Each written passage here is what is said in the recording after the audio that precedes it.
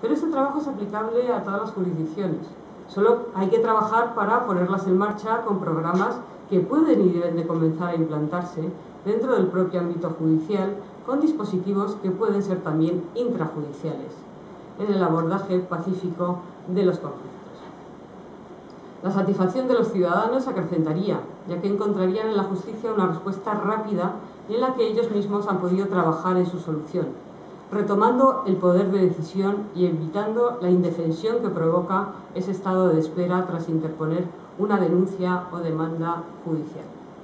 Espero y deseo que en estas jornadas podamos trabajar en este gran objetivo de poner en marcha estas otras fórmulas de resolución de conflictos que nos ayudarán a construir una justicia más saludable psicológicamente para todos los implicados. Muchas gracias.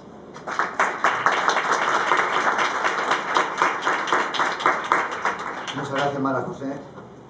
Saltándonos también otra vez el programa previsto, vamos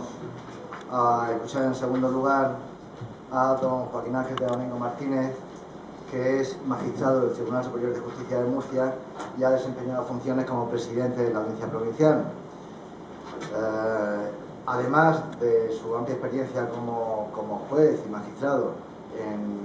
lo que es la resolución del conflicto judicial, y tal y como ha dicho antes el consejero, distinguiendo entre las resoluciones judiciales del conflicto que se resuelven de forma anterior al juicio, de forma intrajudicial, allí los magistrados tienen mucho que decir, tanto en procedimientos establecidos como son las conciliaciones en el ámbito laboral,